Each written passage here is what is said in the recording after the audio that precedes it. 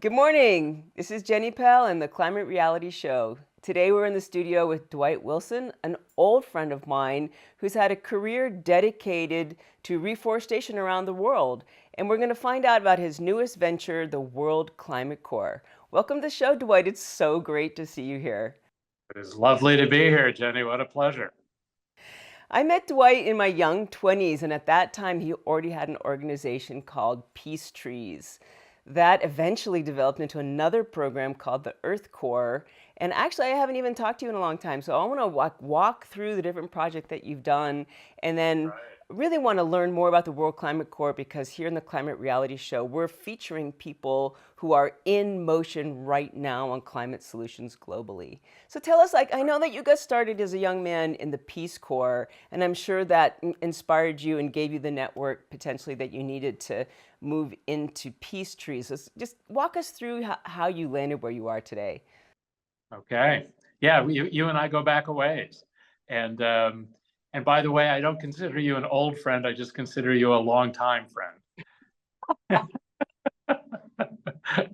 Anywho, yeah, no, it's yes, there's a lot to catch up on, but yes, a lot for me really did start with Peace Corps, which I did right out of college, and served in both Chile and Honduras, and most of the almost 2 years, in a village of 400 people in Honduras with no electricity, running water, sanitation, healthcare kind of thing. So I've long considered that my graduate level work, my master's degree.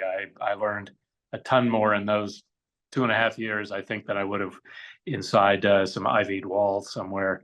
Um, but when I left Peace Corps in 1984, I'm finished, that is, I remember thinking, well, what a remarkable opportunity for me. But why couldn't some talented young person here in rural Honduras have a similar opportunity and then come back here, dedicate the rest of his or her life to bringing up the community here? I mean, I did what I did in a couple of years. I might have had a little bit of impact, but then poof, I'm gone. I'm back in the US. So that got me sort of thinking. And then, yes, I met the folks at the Earth Stewards Network on Bainbridge Island, Washington, and they had a program bringing first US and Soviet young people together when there was still a Cold War. And I'd been doing similar work with an organization called Plowshares, bringing US and Soviet citizens together to do good work together. And and yes, we did tree planting and reforestation programs around the world. And then lo and behold, an amazing thing happened in November of 1989. The Berlin Wall came down. Um, and I don't know if you remember where you were that evening, but I'll never forget when I saw it on TV and my jaw just hit the ground. I mean, just nobody in 1989 was prepared to believe that that wall was ever going to come down. Well, you might remember that I used to live in the Soviet Union when I was a teenager. My father was a journalist in Moscow for NBC News, Right. and I went through Checkpoint Charlie. I lived, in Soviet Russia, and Right. we used Wow. to travel, from West Berlin into East Berlin, and um, so yes, I remember distinctly where I was when the Berlin Wall came down. But didn't you also do the Great Peace March through Russia? Wasn't that one Well, of your young things you did? there was a great peace march across the U.S., and that was followed by the peace walk across the Soviet Union from Leningrad to Moscow. Yes, I did. I spent a month somewhat walking. We did more busing than walking from Leningrad to Moscow when it was Leningrad, and which was a remarkable opportunity to meet Soviets on their home territory and to really get a sense of how very much alive World War II still was for every family there in a way that it never was in our country, for example. So yeah, that too helped me. That led to the Peace Park project that the Seattle, 200 Seattleites built in Tashkent, our sister city in Uzbekistan, Tashkent, Uzbekistan.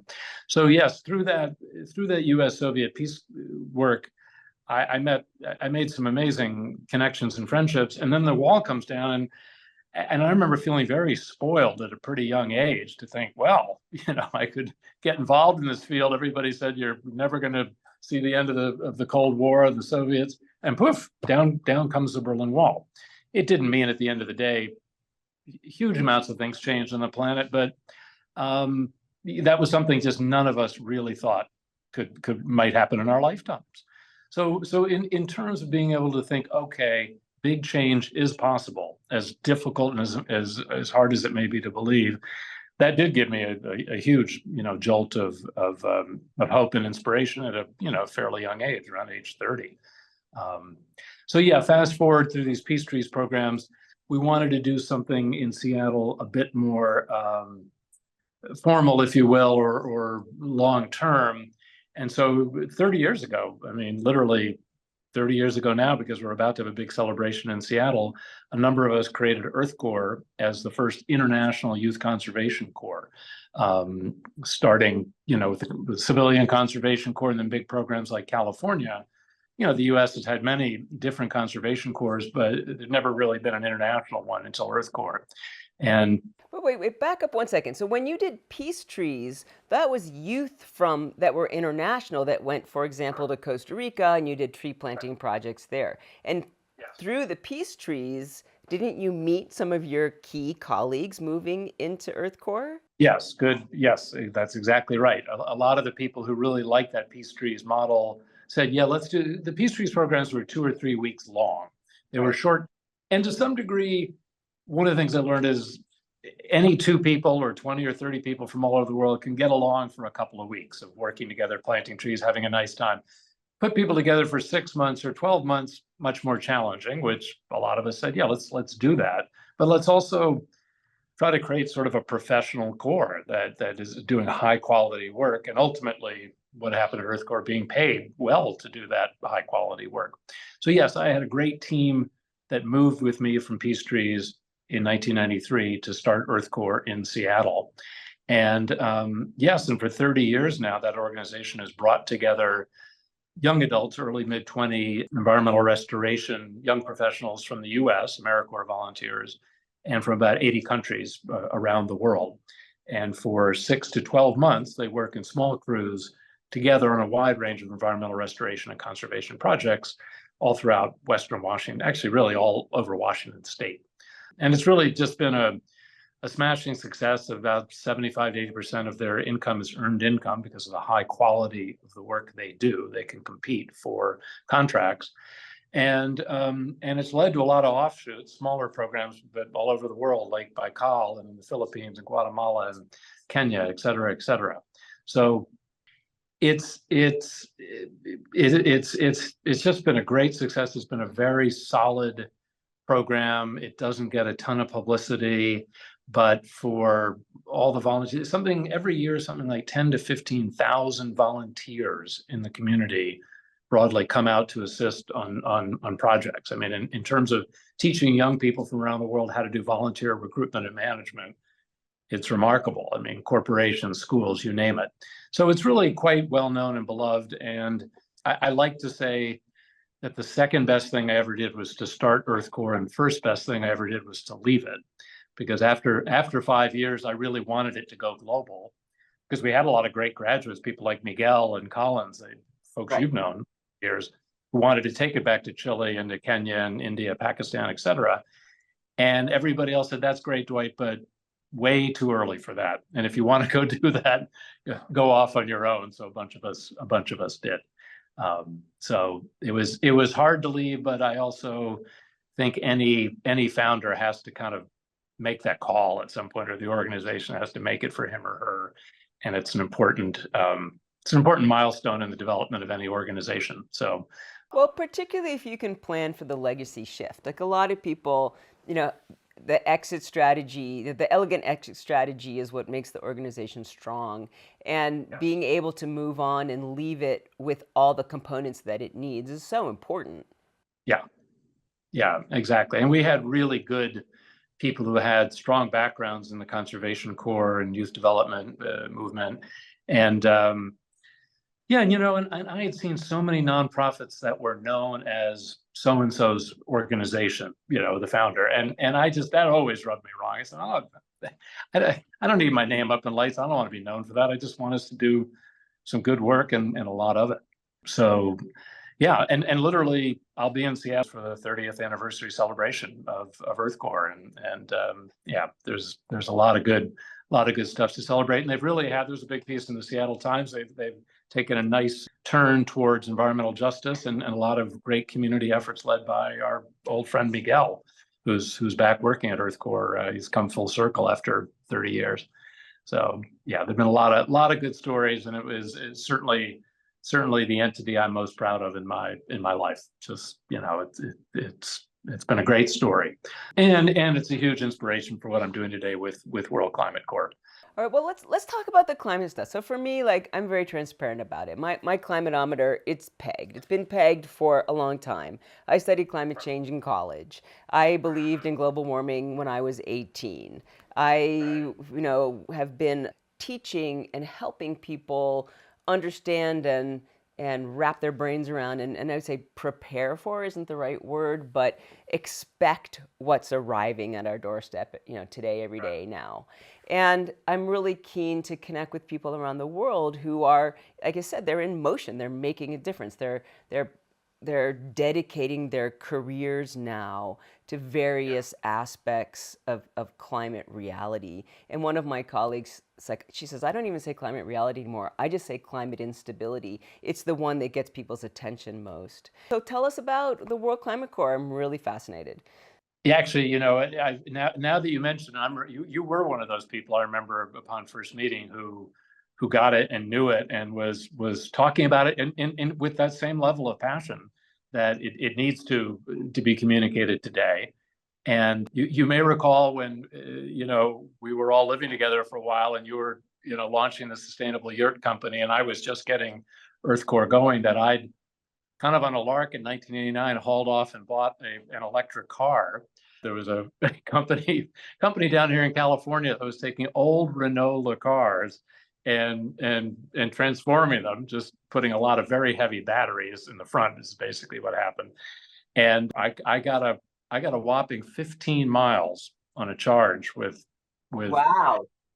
1.5, and I carried a 100-foot extension cord with me, and I had to use it at least once that I recall, Right. because it was not ready for prime time, not by any shot. So also, I just wanted to jump in here. So Dwight was married to his wife, Deborah, and they had a young son, Eli, who was about 4 years old. And they were also pioneers in the co-housing community back in the 90s, early 2000s, and lived in a co-housing community called Wise Acres. And when I was starting the Nesting Bird Yurt Company, Dwight and Deb invested in my company, and then they also housed us for several years. We all lived in community together, and it was just a really great experience. I look back on that with such fond memories, and it's really great. And your son is now married, which is just drives crazy to me. Just turned 30, married, yep, the whole 9 yards. And no, they were really good times, and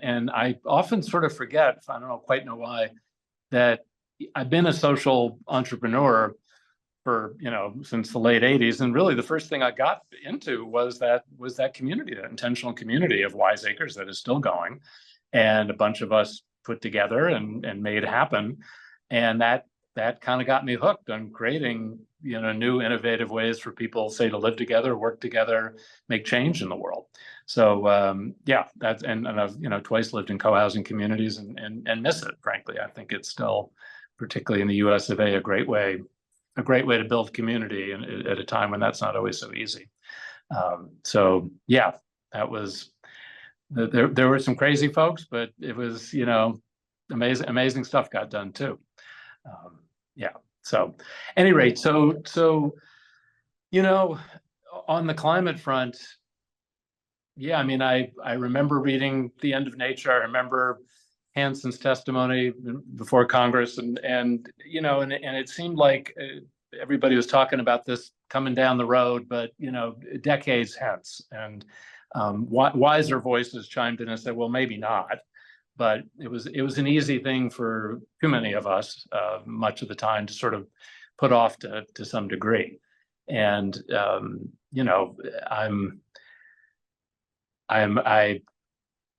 I like to say to folks, you've got to put as much pressure bring to bear as much pressure as you can on government doing the right thing.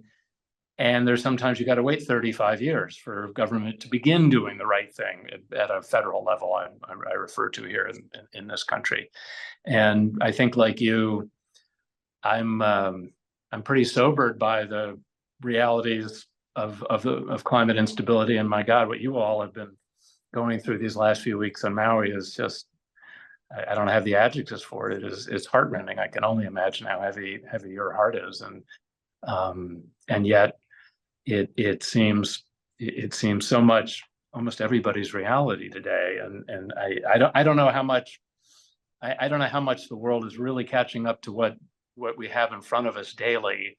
But it is a different world we live in. Well, I mean, it used to be, we talked about, even a decade ago, we talked in my classes certainly about how the 100-year storms and the 50-year storms were now changing to the 10-year and 5-year storms. Well, now they're 10-month and 5-month. I mean, it's like the rapidity of it, I think, is lost on most people.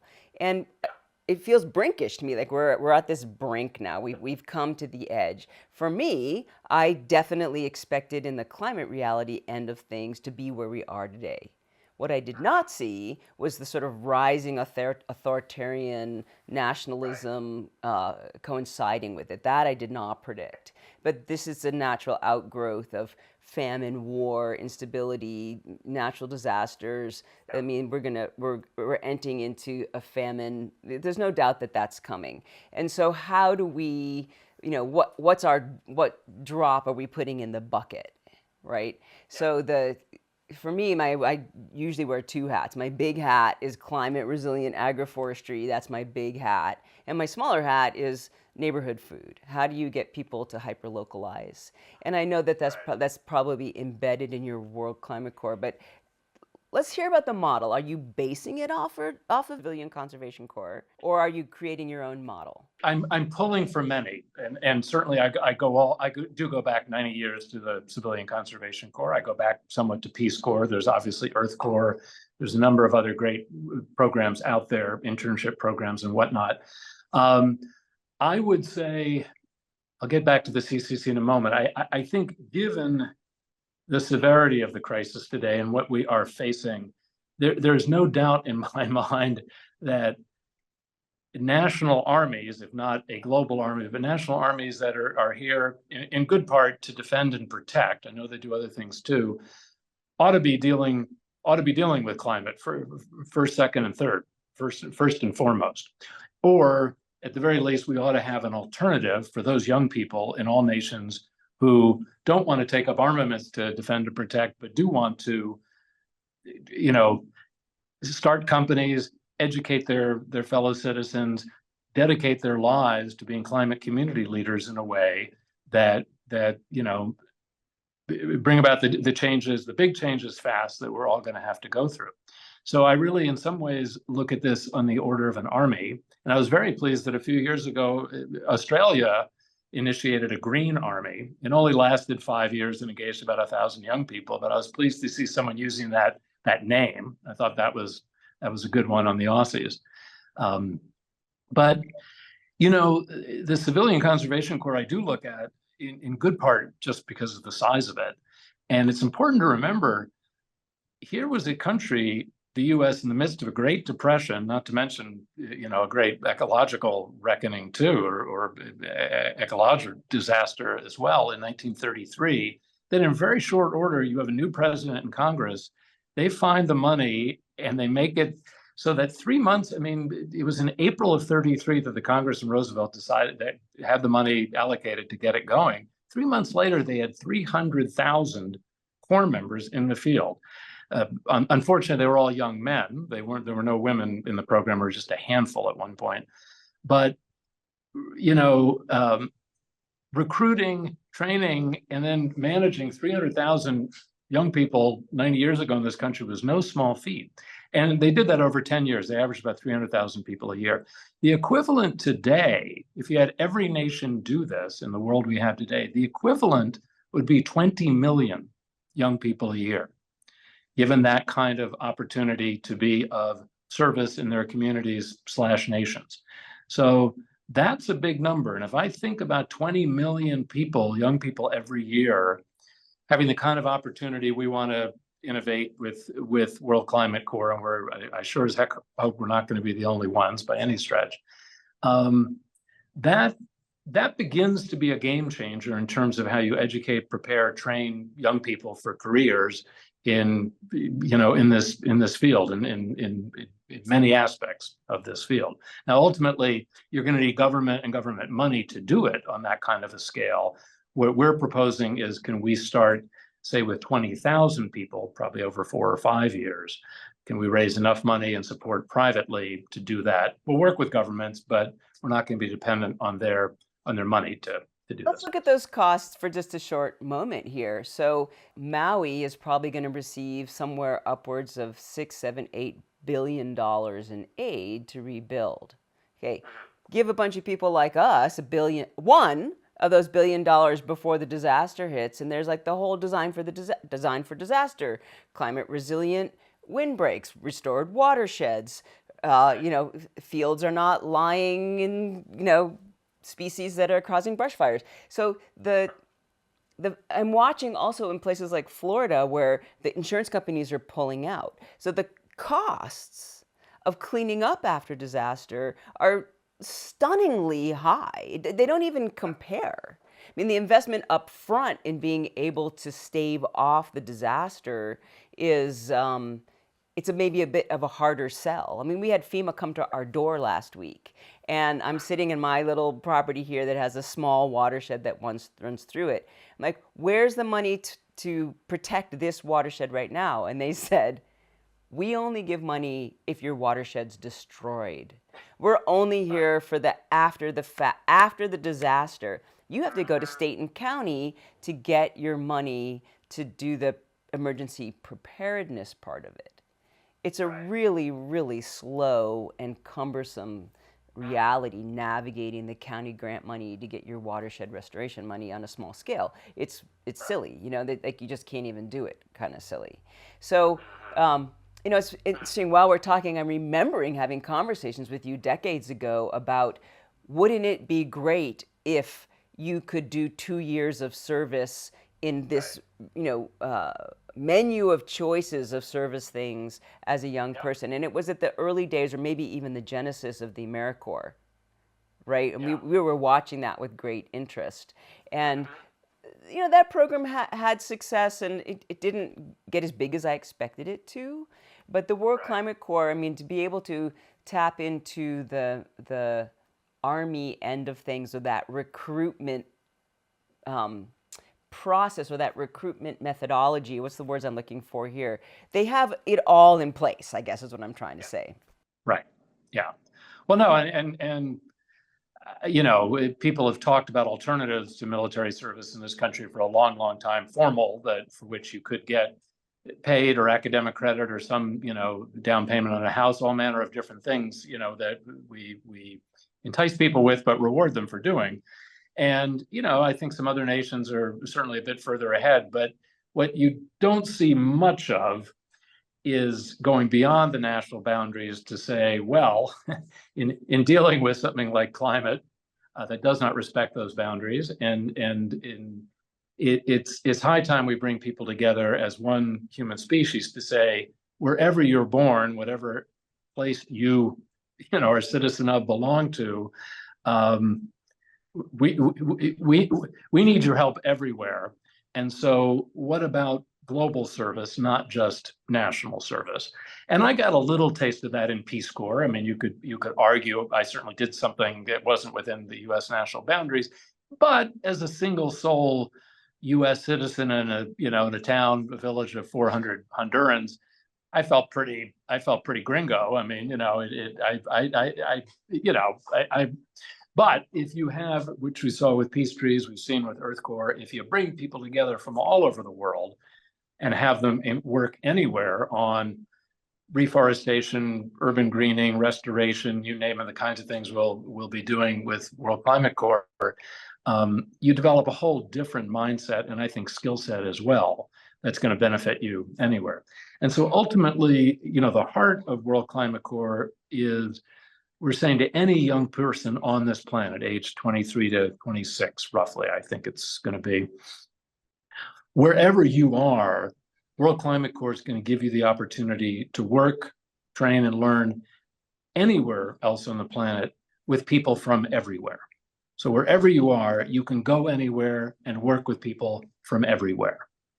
What that means is we'll have teams, 25 people in a team that could have 3 people. We'll basically have every region of the world represented. There'll be equal numbers of folks from the Americas, Sub-Saharan Africa, North Africa, Middle East, Europe, India, China, the rest of Asia. And those kind of 25-person teams literally can be working in any region, town, city, eventually on the planet. That's the broad hope with this. And the idea is that within those teams of 25 people, they'll be subdivided into groups of 2, 3, 4 people who will carry out work, internships, if you want to call that, fellowships, with public-private NGO groups in localities that already, organizations, public-private NGO, already successfully carrying out a range of climate solutions and are looking for the kind of additional, new insights, additional man and woman power to help grow, the good work they're already doing, to do more of it better, and to be open to the idea, the kind of innovations that people from around the world are going to bring with them, wherever they go, whether that is Maui, whether it is Mali in Africa, whether it's, Belgium, doesn't matter.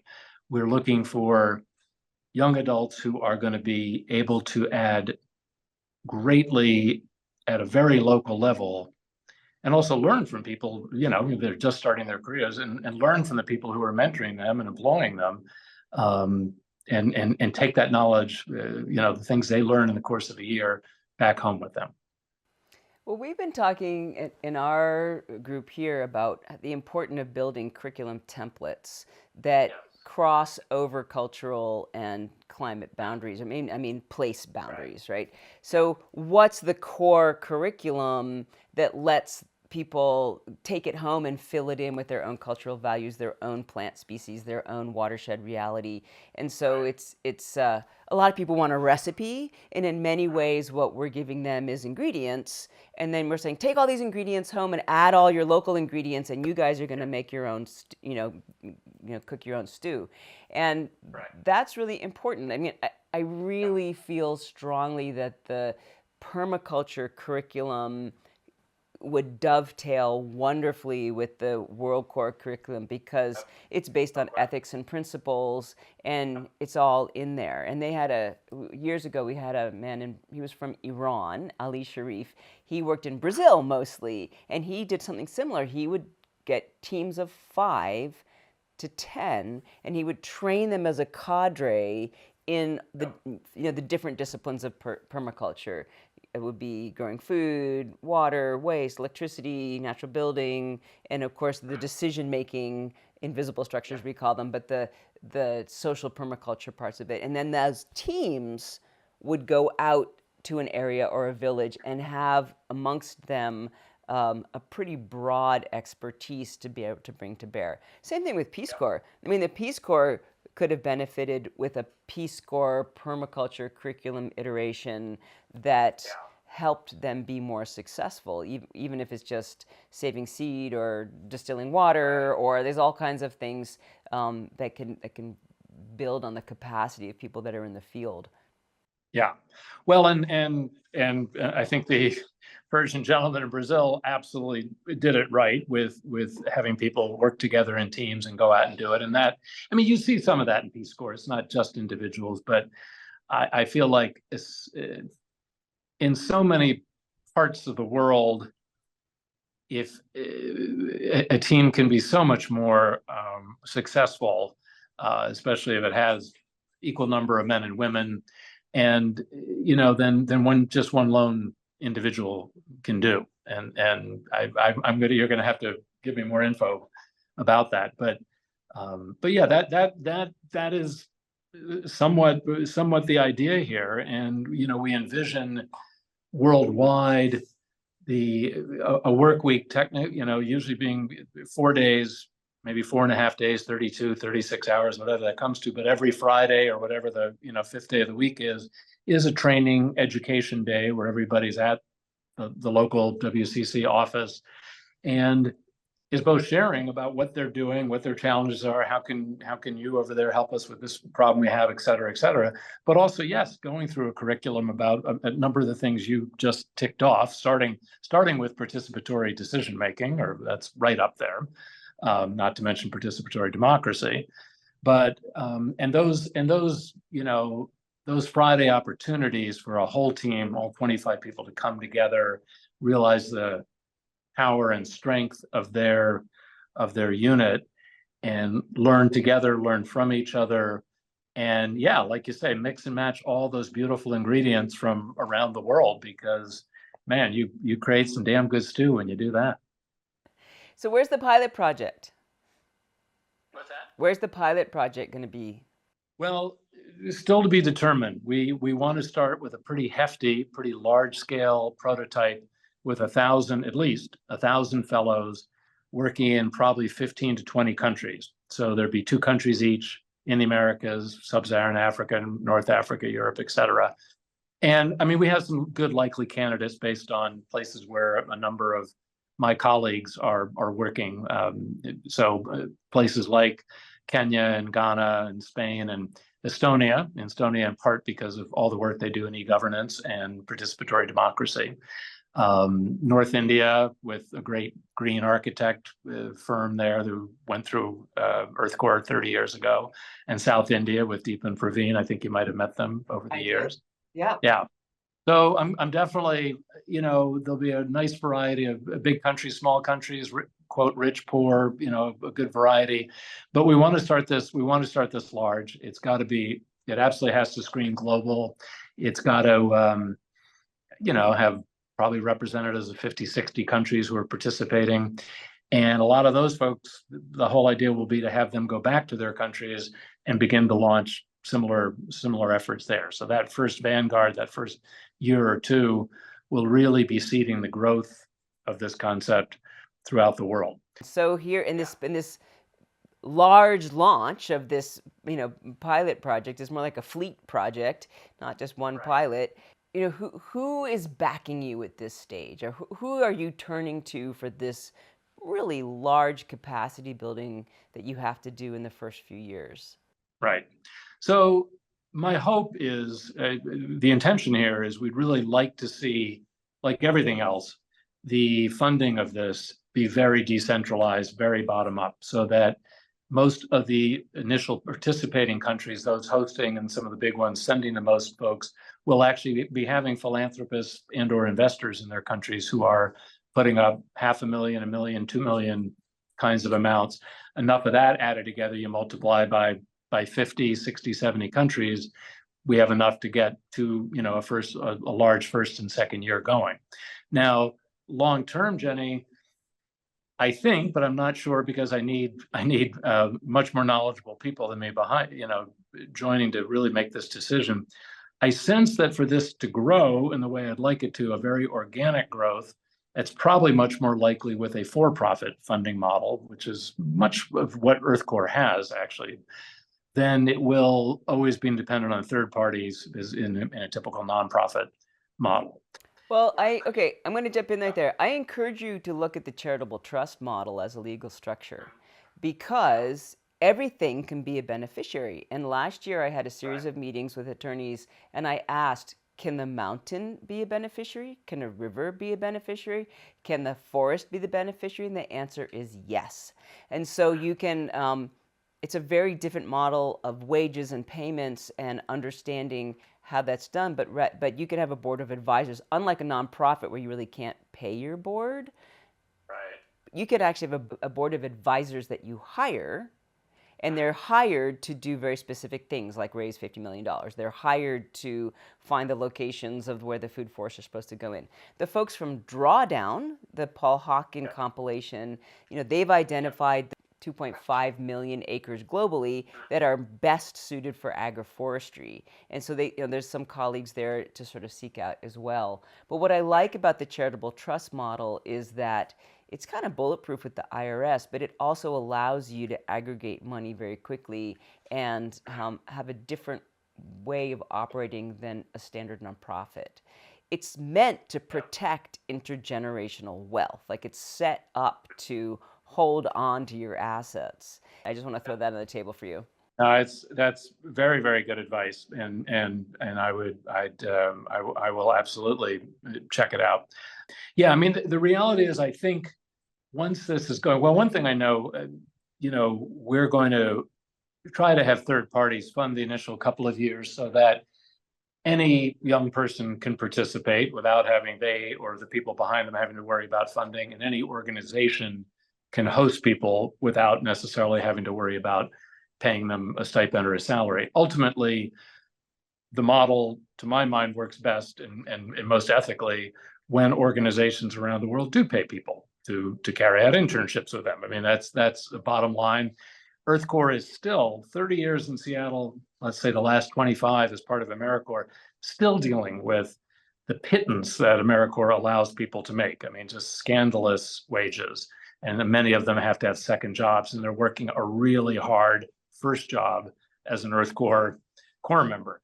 So in the long run, yes, if your organization, public, private, NGO, anywhere on the planet is hosting 2, 3, 4 people for a year, you will pay them a decent living wage so they can afford rent and food and all those good things. And there will be additional funds that come from organizations that are behind those young people who are committed to going back home and being climate community leaders in one way, shape, or form. So I do think there's going to be enough that young people worldwide are going to love about this. There's no question in my mind there. And I also feel like organizations, public, private, NGO worldwide, are going to love about this, that the demand will be so great that I think it really has the ability to grow pretty organically. And it's not making anybody rich. That's not our intention, but it's going to sustain a lot of decent livelihoods. And yeah, so that's my hope long term. But that's also one of those areas that I know I need some good people around me in the organization. That's not my forte. Well, the goal has to simply not be to get rich anymore. So I think that model has proven itself to be a big fat failure. And when I look at the amassing of wealth into the few hands of a few uncaring people, it's just the most frustrating, ridiculous, wrong failures. I could just list off all the egregious bad things about it. And here we are, like I said, it feels brinkish. We're on the brink of this radical shift globally. Yeah. And so what we want to do as quickly as possible is put together,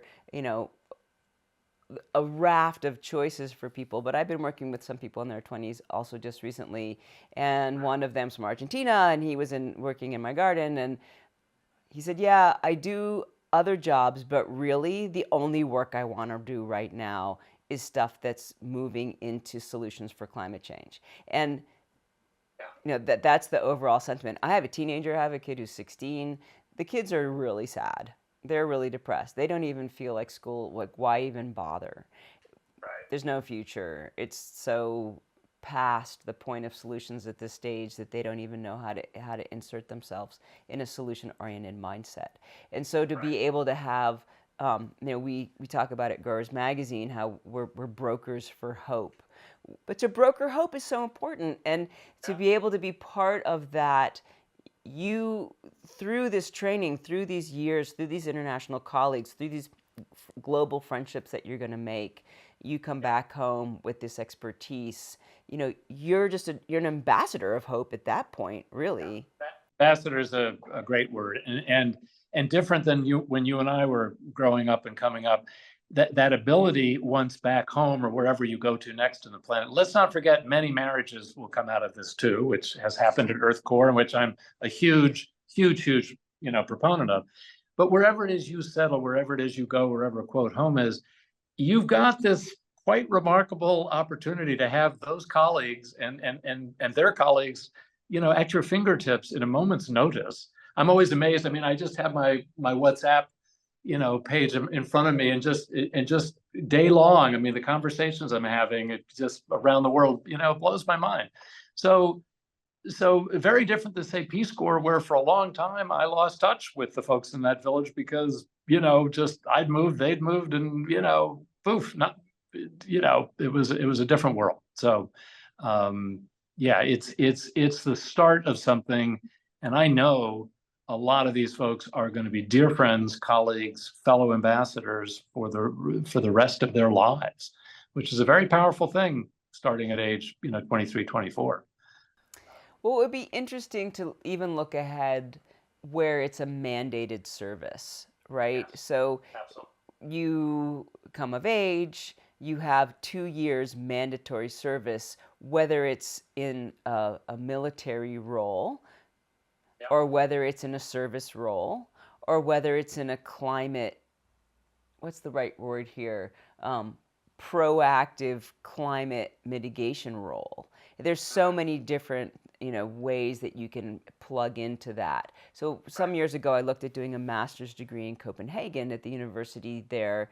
They had a master's in science in climate, and it was one of the only programs in the world. It's taught in English. People from all over the world came, and they had everything from computer modeling to taking ice core samples in Greenland to agroforestry to so that they had this long list of disciplines within their master's program, which has just matured and matured year by year. So I'd like to see more programs like that, as well as people understanding the depth of career opportunities in a changing world in climate, in addressing the climate crisis that we're facing now. Because let's not mince words here. It's a crisis. This is the beginning of the crisis. This is just the beginning of the crisis. And I feel deep in my core, like deep in this visceral way, that most people, the huge majority of people, really do not understand the breadth and depth and the challenges coming up very, very quickly now. And this spring, this is 2023, so this spring, I said to my family, my colleagues, I'm like, this is going to be the summer of hell for some people. And hopefully by fall, which is now of this year, governments, organizations are going to be ready and willing to finance even experimental stuff, like solutionary things. So one thing we're working on at Growers Magazine is we're putting together the climate resilient orchard, vineyard, and olive grove. And then I have another colleague of me in my ear saying, "Oh no, we need to be doing medicinal forests." And I've done a lot of food forests, and those I love doing food forests. It's a great model. It restores watersheds. It puts a buffer zone on the ag fields. It's pollinator pathways. It's endemic species. It's food. It's timber. It's all kinds of things. It's grazing, whatever you want in that, in your food forest agroforestry model. But if we go to the bigger umbrella of that, and I'm going to just sort of land this on you while you're thinking about your organization, is what we're really looking at is the healing forest. So if that's the umbrella, if we pop up the healing forest umbrella, underneath that umbrella you have medicinals, pollinators, gleaning, people living in culture, right? You have all, it heals me, it heals the land, it heals the watershed, it heals the reef. So that's the big umbrella that I'm thinking about now. And it's, I think for some people, well, the first time you hear those words together, the healing forest, okay, they're sort of woo-woo, meter goes off, but it's not at all. It's really actually a way to regenerate through a variety of, forestry solutions. Right.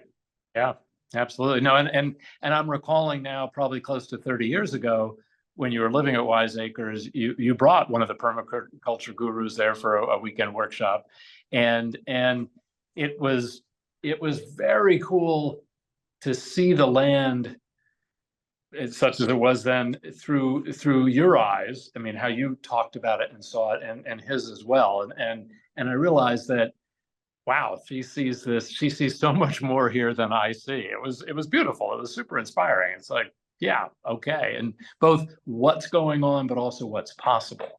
And I remember I was just super jazzed by that weekend. I mean, I was kind of on the periphery, but it was very cool to see the learnings that were going on and the connections that were made. Really cool. I really hope we can weave some of the permaculture um, ways and into the World Climate Corps because there's just so much overlap.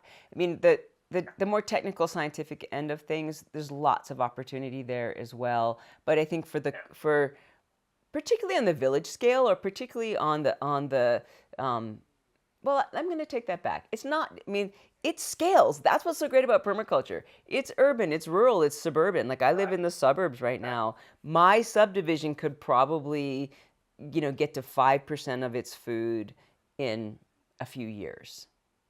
For us to jump from 5% to 20%, it's not that hard. It's really hard to get from 0 to 20%. And so what we're looking at is that fractal, that mosaic piece that, there's a mosaic, there's a piece here, there's a piece here, and then as each of those grows, they grow closer together. And so what we're looking at is that embedding the skills within the communities. This is what you're talking about, is sending people home with the palette of skills, the raft of skills that allow them to go from very little to some. And then very quickly, we're looking at the scale jump. It's not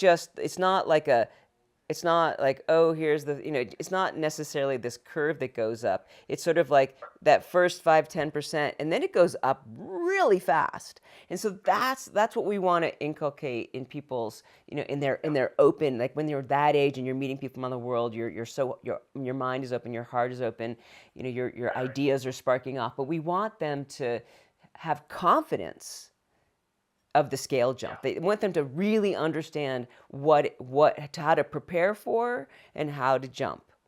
Like that would feel really important to me. Absolutely. And our tagline for World Climate Corps, are three pretty simple key words: climate, community, collaboration. So it's the CCC again, but those happen to be the right three words too. And exactly what you're talking about there, that weaving together of community and reminding people that there's great value in proximity and working with your neighbors and using land together and having microgrids and God only knows, preparing for quote natural disasters, all of it. I mean, it's in so many places a lost art, or starting to be a lost art, and that's not good for the human experiment. We cannot do that.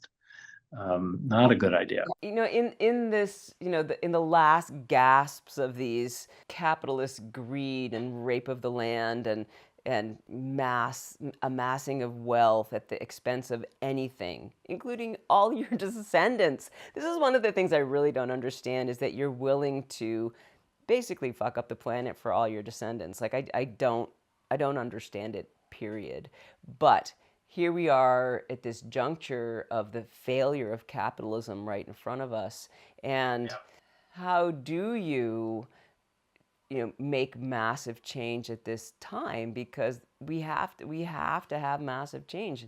And that's the empowerment of people to see themselves. There's a expression in Spanish. It's like, cada gota en el mar cuenta. Every drop in the ocean counts. It's like, I'm a drop, you're a drop. And then, so we're trying to fill our bucket. Okay, oh no, our bucket's overflowing. Okay, well, let's get the next bucket, So we have to be prepared for the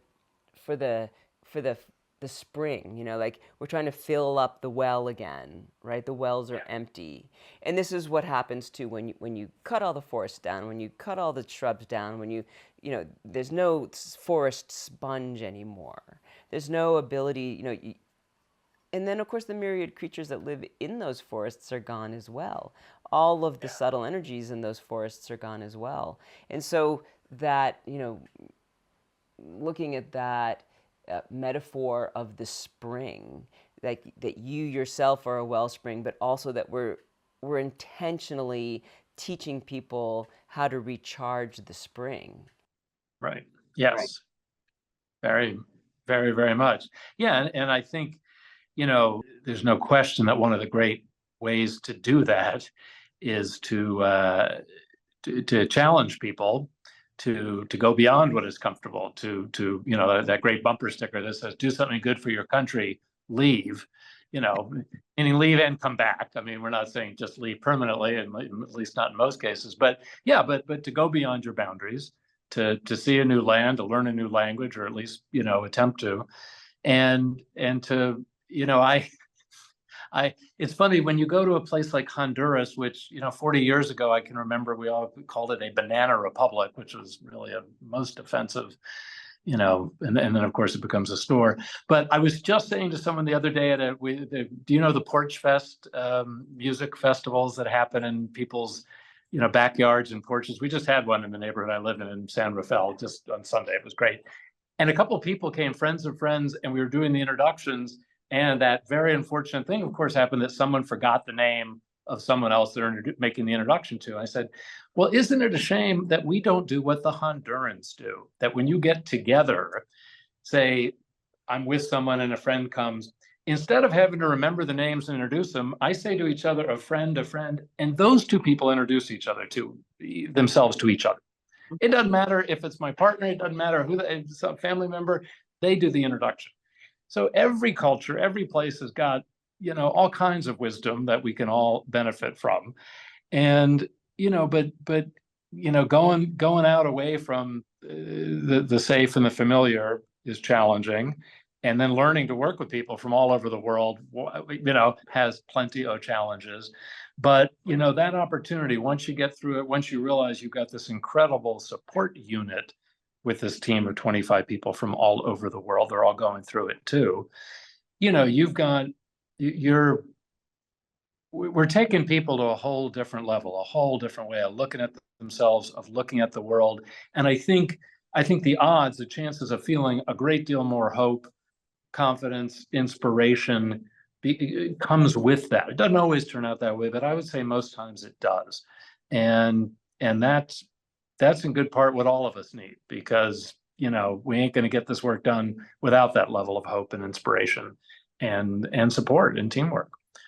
Right, and also to let youth know that you can leave this educational matrix and head out into the world and do something really, really different that is skill-based. So, I mean, I went to Georgetown University. I graduated with the degree from the School of Foreign Service, and I went to Canada and I planted trees for years. I mean, so I would plant trees all summer long up in the Canadian Rockies and up the Inside Passage, living on a boat. And then I would come home in the off season and I worked in the trades. I learned how to do carpentry. I built furniture.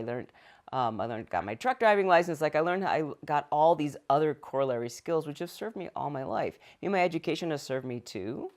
But I would say that those skills have served me equally as well, if not more. And this idea that you're not supposed to put any time or energy into your vocational end of things is ridiculous.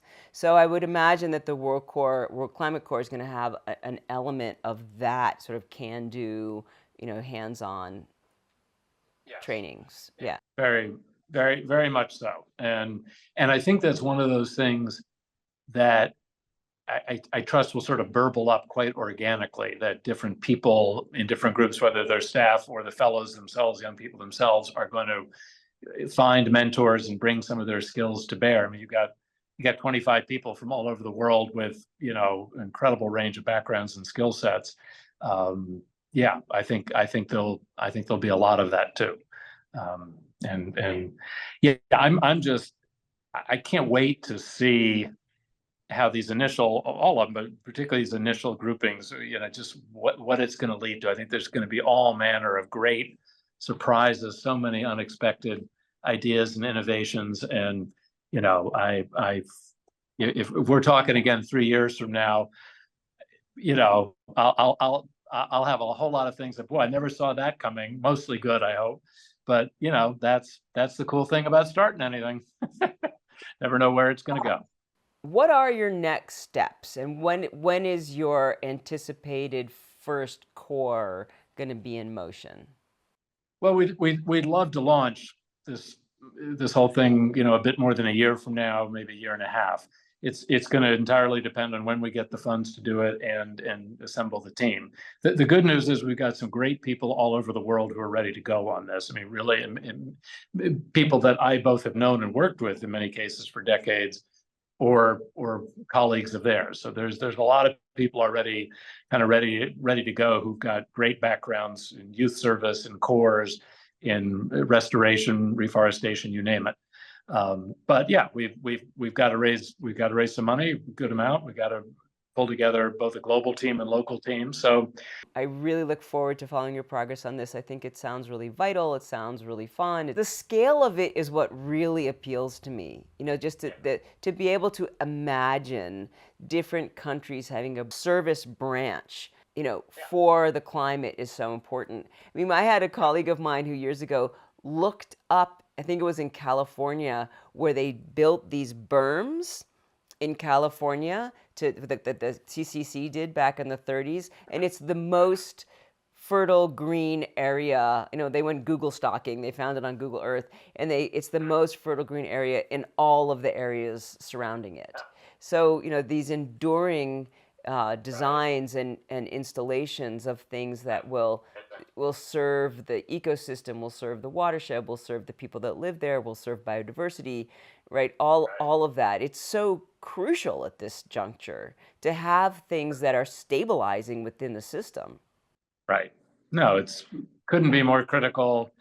And the time is now. If it wasn't really 20 years ago, but here we are today, and this has to happen. It has to happen fast. It has to happen big. And I have no question in my mind that young people worldwide will respond in big time, and I think organizations worldwide will as well. I just think when we get that mix right, this is gonna go and grow and touch an awful lot of lives and ecosystems all over the world. Right. Well, I look forward to introducing you to some of my colleagues in different countries around the world that would be very interested in your project. And let's plan to revisit next year, if not earlier, when you have a benchmark reached that feels like you're ready to talk about how it's going. Let's reconnect and get you back on the Climate Reality Show. I would love that, Jenny. Well, thanks for joining us today on the Climate Reality Show, and we'll see you next time.